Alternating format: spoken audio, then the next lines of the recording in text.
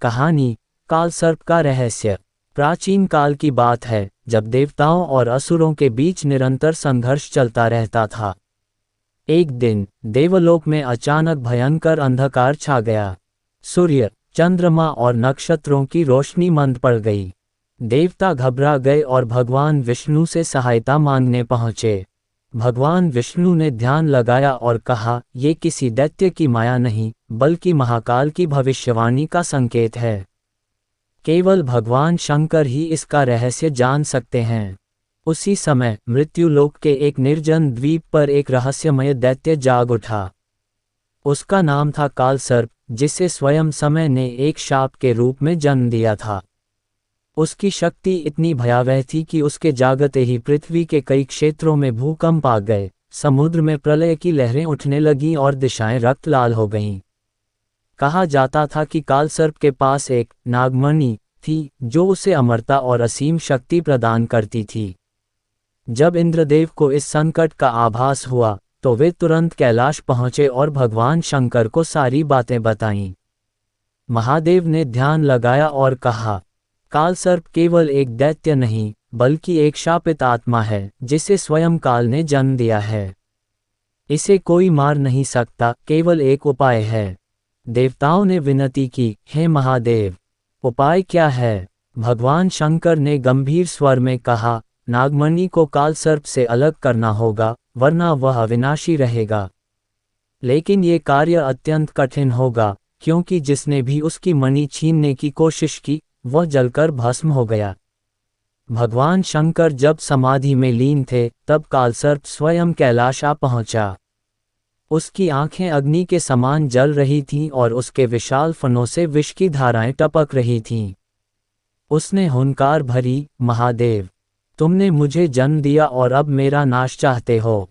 मैं अमर हूं, तुम मेरा कुछ नहीं बिगाड़ सकते।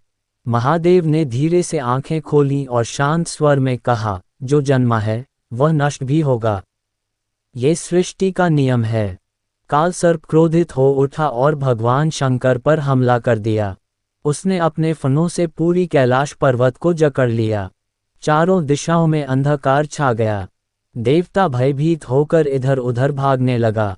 लेकिन तभी महादेव मुस्कुराए और बोले, कालसर्प, तुम्हारी शक्ति तुम्हारी मणि में है, लेकिन क्या तुम जानते हो कि वह मणि वास्तव में क्या है? कालसर्प अचानक ठिठक गया। वह चौंक कर बोला, ये नागमणि है, जिससे मैं अमर हूं।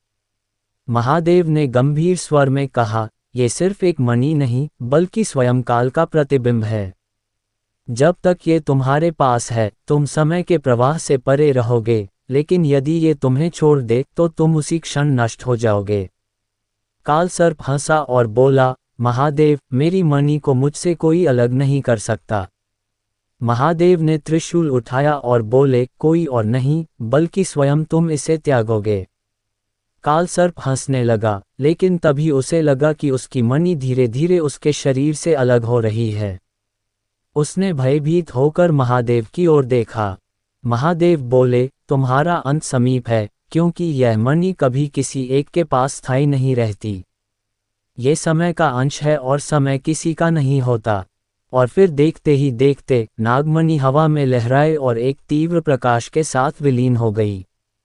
कालसर्प भय से चीखने लगा, नहीं, यह असंभव है। अगले ही क्षण उसके शरीर में दरारें पड़ गईं और वह भयंकर चीख के साथ जलकर भस्म हो गया।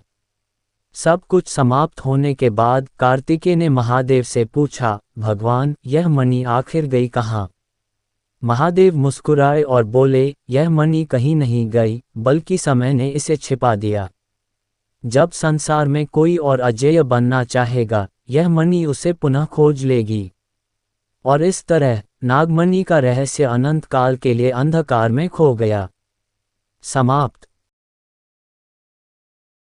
दोस्तों, हमारे चैनल व वीडियो को लाइक सब्सक्राइब करें।